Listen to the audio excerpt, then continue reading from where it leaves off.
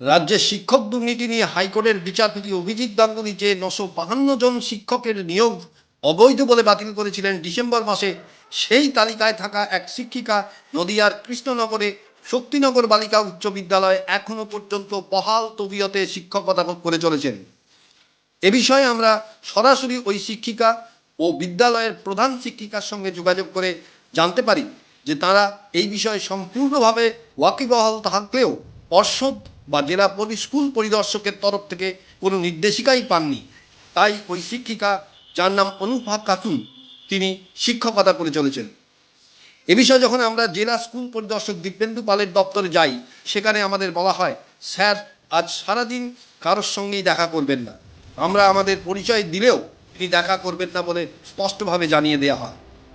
এরপর আমরা দীপেন্দুবাবুর সঙ্গে ফোনে যোগাযোগ করলে তিনি একবার মাত্র ফোন ধরে বলেন, আমি এখন ভিসিতে ব্যস্ত, আমি আপনাকে পরে কল ব্যাক করছি। এরপর বিকেল গড়িয়ে সন্ধে হয়ে যায়, তিনি আর ফোন করেননি। তবুও আমরা এরই মধ্যে কয়েকবার তাকে ফোন করার চেষ্টা করি, তিনি কিন্তু আর ফোন ধরেননি। আসলে সীমাহীন দুর্নীতি যখন প্রকাশ্যে আসছে, একটা দুর্নীতির পর তাকে ঢাকতে আরেকটি দুর্নীতি করা হচ্ছে, তখন এটা খুবই স্বাভাবিক ঘটনা যে একজন শিক্ষা আমলা সাংবাদিকের প্রশ্নের অধিকারটুকু বলবৎ করার সুযোগই দেবেন না। ফলত বাধ্য হয়েই জনগণের তথ্য জানার অধিকারের স্বার্থে সাংবাদিককে খবর পরিবেশন করতেই হয়। হামিংবার্ড নিউজ বাংলার ক্যামেরায় দেখুন ওই শিক্ষিকা ও প্রধান শিক্ষিকা কি বলেছেন। কৃষ্ণনগরের ঢাকেশ্বরী বস্ত্রালয় 50 বছর পূর্তি উপলক্ষে বিয়ের কেনাকাটা করুন আর পেয়ে যান হানিমুনে যাতায়াতের টিকিটের মূল্য সম্পূর্ণ বিনামূল্যে। শর্তাবলী প্রযোজ্য।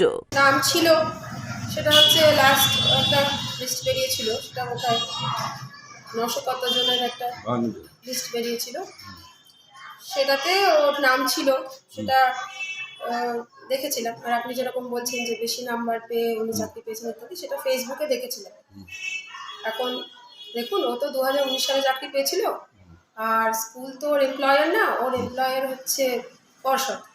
এবার পর্ষদ বা ডিআই অফিস কোনো জায়গা থেকে আমরা লিখিত কোনো অর্ডার পাইনি, বা মৌখিকভাবেও আমাদের ঊর্ধ্বতন কর্তৃপক্ষ কোনো অর্ডার দেননি যে ওকে সই করতে না দেওয়া হোক বা ওর চাকরিটা টার্মিনেটেড করা হলো।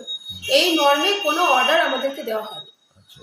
আপনারা যেরকমভাবে মিডিয়াতে রিপোর্ট দিয়েছেন, মানে আমরা যেরকম রিপোর্ট পেয়েছি, সেই রিপোর্ট অনুযায়ী ওর নাম আছে, সেটা আমরা দেখেছি। আমি এই স্কুলের হেড অফ দ্য ইনস্টিটিউশন হিসেবে ওকে ডেকে কথা বলেছিলাম, এবং ও সম্পূর্ণভাবেই বলেছে যে ও কোনোভাবেই কোনো অনৈতিক কাজ কিছু করেনি। কিভাবে ওর নামটা ওখানে গেল সেটা ও জানে না, কোনোভাবেই কোনো বেআইনি কাজ ও করেনি সেটা ও বলেছে। তো ফলে এই জায়গা দাঁড়িয়ে আমাদের আর কিছু করার, এই শিক্ষকরা কিন্তু নিয়মিত স্কুলে আসছেন এবং কাজকর্ম সব নিয়মিতই করছেন। বা HY হিসেবে আমি 19 সাল থেকে এখানে কাজ করছি, ও ওই মেয়েটিও 19 সাল থেকেই কাজ করছে। শিক্ষিকা হিসেবে ওর বিরুদ্ধে আমার কোনো অভিযোগ নেই। বলতে আমি পরীক্ষা দিয়েছি, ফর্ম ফিল আপ করেছি, ফর্ম ফিল আপ করার পর পরীক্ষা দিয়েছি, রেজাল্ট দেখেছি, রেজাল্ট দেখে সেখানে আমি পাস করেছি। তারপরে আমাকে ভেরিফিকেশনে ডাকা হয়েছে, ভেরিফিকেশনে গিয়েছি। তারপরে আমাকে ইন্টারভিউ ডাকা হয়েছে, ইন্টারভিউ দিয়ে এসেছি। কাউন্সিলিংয়ে ডেকেছে, কাউন্সিলিংয়ে গিয়ে আমি কাউন্সিলিং হয়েছে, স্কুল চয়েস করেছি, অ্যাপয়েন্টমেন্ট লেটার নিয়েছি, নিয়ে স্কুলে জয়েন করেছি। এই মতো আমি স্কুল করছি। তো এখন আমরা জানতে পারছি, আপনারা যেমন জানতে পেরেছেন, ওয়েবসাইটে বেরিয়েছে, আমরাও সেভাবেই জানতে পেরেছি। ডিআই অফিস থেকেও আমাদের কোনো কিছু দেয়নি, বা স্কুল থেকেও কোনো কিছু বলেনি, ওইভাবেই দেখেছি।